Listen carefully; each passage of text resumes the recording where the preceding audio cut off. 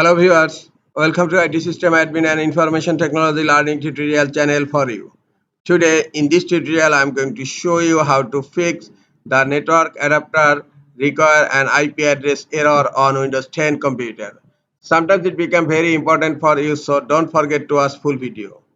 To fix the network adapter require an IP address on Windows 10 computer, go to search and in search type CMD.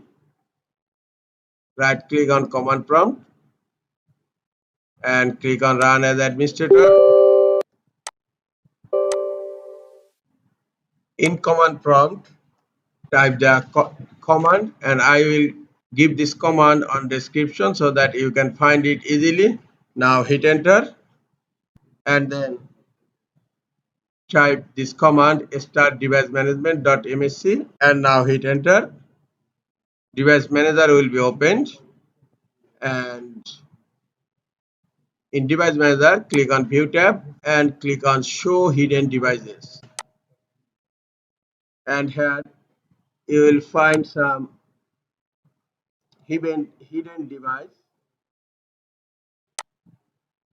and remove the hidden network adapter.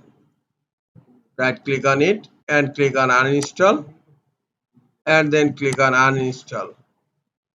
Now close device manager, close command prompt.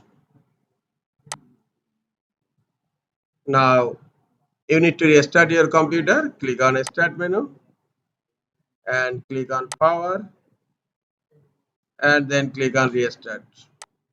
After restarting the computer, hope your problem is solved. This is all for today. Hope this tutorial is helpful for you. Keep watching for next tutorial. Thank you very much.